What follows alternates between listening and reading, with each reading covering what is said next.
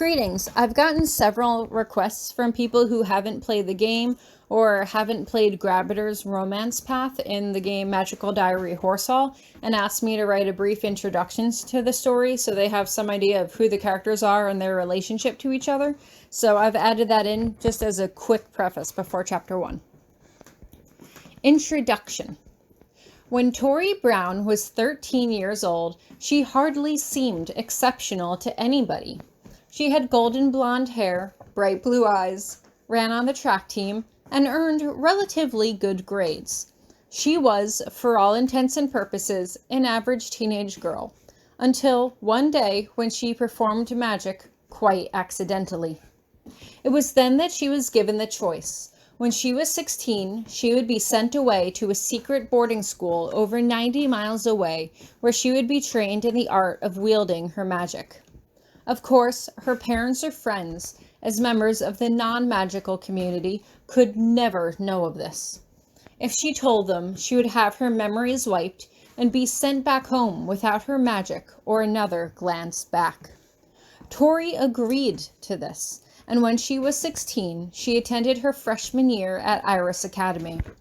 She made good friends with her roommates, a girl named Virginia, who was born from a magical family, and a girl named Ellen, who was a wild seed, just like Tori, a boy or girl with inherent magical abilities that was born to non-magical families. She made fast friends with Virginia's two older brothers, the prankster, Donald, and the popular senior, William. She was even courted by a demon from the magical otherworld with bright blue skin and vibrant red hair named Damien, although she was hesitant to return his feelings due to his sour reputation around the school.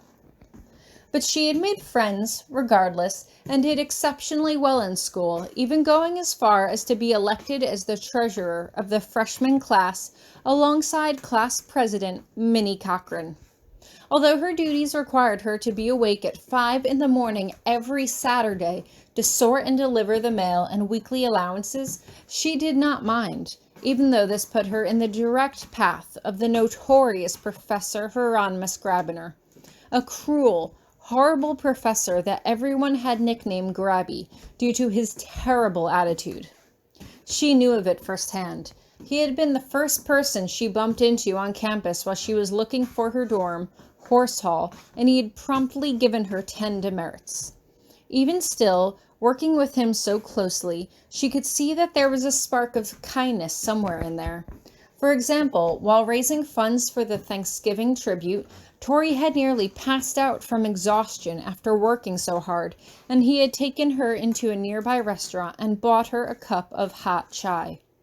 It would seem like a simple, considerate act to most, but Professor Grabiner was not known for simple, considerate acts, although why this was anyone's guess.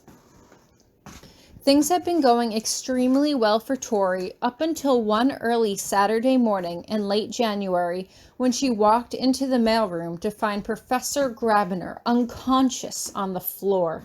She immediately rushed over the barriers and sigils in the floor to try to save his life and was then firmly accosted by a Manus, a horrible blue-green monster that seized her around the throat.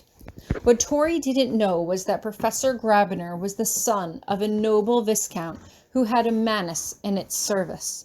It was sworn to protect and service his family, so Professor Grabiner could not be harmed, but Tori could be. As it crushed her windpipe, Professor Petunia Potsdam, the headmaster of the school, rushed in and declared Tori betrothed to Professor Grabiner, entering Tori into the family line and thus ensuring her protection. Professor Grabiner, awakening from his state, swore it to be so, and the deal was struck to save Tori's life. The marriage was performed that afternoon in the dark dungeons of the school where no one else could find out about it. Professor Potsdam had done all she could to at least make it into a proper wedding, stitching Tori's wedding dress together with black magic at the last minute. Minnie Cochran was also there to bear witness and provide moral support as the irritable Grabiner grumbled and glared through the entire ceremony. Tori offered offered him her kindness and courage, and Grabiner offered her his wisdom and protection, and thus they were married, although he refused to even kiss her. He told her he refused to demean himself and left her at the altar alone, trembling and embarrassed.